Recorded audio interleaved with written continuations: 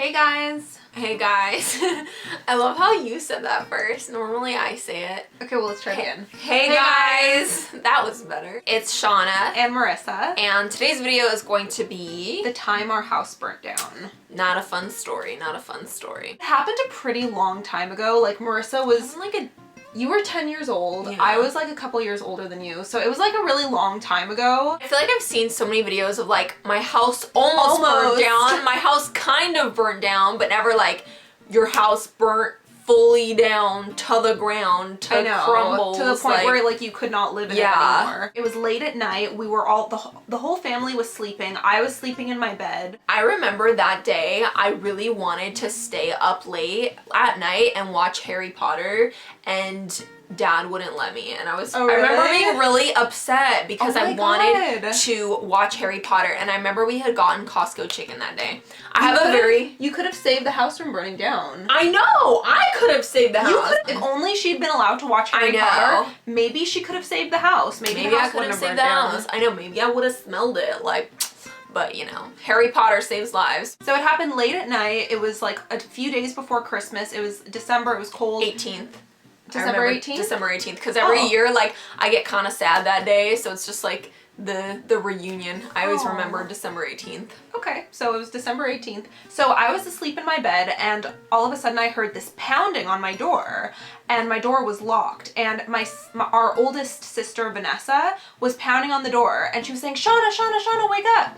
And I just ignored her. I did wake up, but I was just like, oh, what is she bothering me for now? Like, just go away. And I just pretended I was still sleeping and that I couldn't hear her. Did she do the same thing too? No, Kimberly was the one that woke me up. I was woken up by Kimberly, and I remember... We have two older sisters. Yeah, and I remember her waking me up and being like, get out of bed. And I remember thinking it was a dream, like really legitimately thinking this was a dream and being like, and like really thinking like I was in a dream right now. I think also because of the smoke, so it kind of like feels like you're in a dream. And she told me to put my slippers on, which I didn't. I didn't put my slippers on, and to follow her. So I just followed her slipperless, shoeless, and went outside on the cold pavement. It was really cold because it gets cold here in December. Like I could hear people shouting and like closing doors, and I was starting to get concerned. And so a few minutes later, Vanessa came back to my room and started pounding on the door again. And she said like, Shauna, we have to go. The house is on fire. And I could hear from her tone of voice that she wasn't joking. I could hear that she was like genuinely scared. So I just got up and followed her out of the house, out of the back door. People always ask like, oh, if your house was on fire, what would you take? What would you take with you? I did not take a single thing. I didn't like even really know or process what was going on. And I think also like when it's happening to you, you don't think like, oh, I gotta save the picture books. Oh, I gotta save this. I gotta save that. And like in retrospect, I feel like I've played out the event so many times, like hundreds of times in my head, and being like, I wish I had done this. I wish I had done this. I wish I had done this. But like when you're in the moment, you don't really think about it or do it. Oh yeah. In retrospect, I wish I had taken my computer and my shoes because my feet were freezing cold, and my contact lenses. I just wish I had saved the cat. Well, obviously the cats. Yeah, obviously the cats. Licorice. Yeah, because we had one of our cats die. Yeah. It was sad. Her name was Licorice. She was all black. I remember she was really, really fat too. And I explicitly remember that day of the fire, I broke off a piece of Costco chicken and I fed it to her.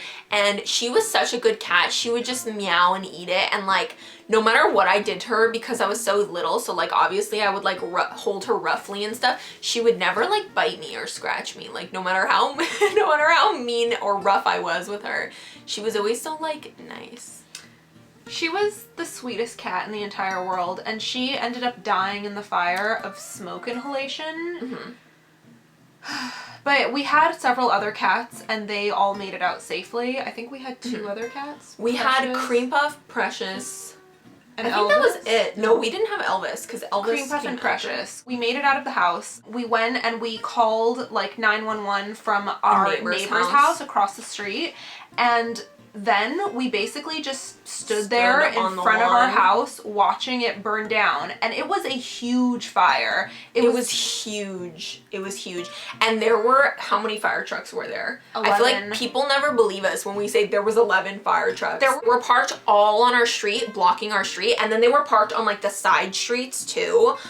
So it was like because like they down. didn't want the fire to spread to the other houses. I remember mom was like screaming and crying or whatever, and this one insensitive jerk off neighbor being like, it's just a house, why are you crying, why are you so emotional? And I remember, like, if I could go back in time, like Back to the Future, I would punch that guy in the face, because what a jerky thing to say. Oh, it's just your house, it's just your entire life that's burning down in flames and all of your memories. Like, why are you sad about that? Why are you sad about, oh, and your pets all stuck inside? Like, who cares? Right? I remember some of the neighbors like brought us shoes and stuff, but others were kind of like so insensitive. mean. They were like taking pictures and like laughing and like smiling, and like that is so messed up to film someone else's house burning down. Oh, look at this home movie, honey. Everyone in our family made it out safely. It was just our cat who didn't make it. Dad, I think, broke his foot or something. Like, our dad was a little bit injured, but it wasn't like anything too serious. So we found out from the fire department later that it was an electrical fire that caused it, because